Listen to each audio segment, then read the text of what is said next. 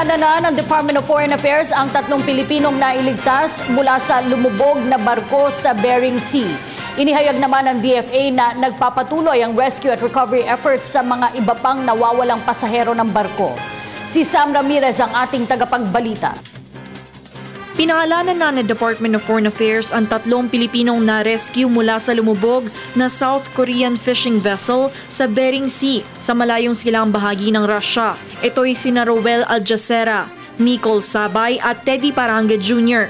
Si Aljacera ay nasa Zaliv, Zabayaka habang sila Sabay at Parange ay nasa Carolina 77.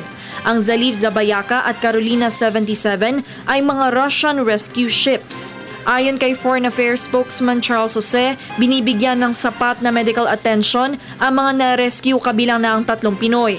Kanya ring inihayag na mga documented overseas Filipino workers ang 3 Pinoy. They are being attended to and given proper medical attention.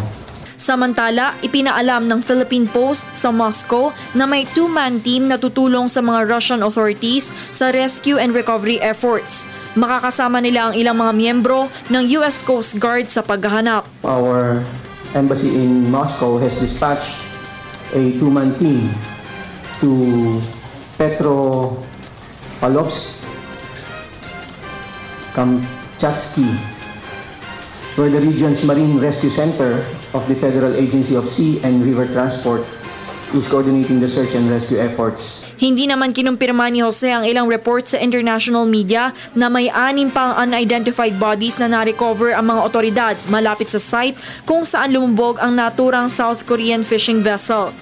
Una nang napaulat na may 13 Pilipino ang kasama sa lumubog na Oryong 501, kasama ang 11 South Koreans, 35 Indonesians at 1 Russian para sa kabuuang bilang na 60.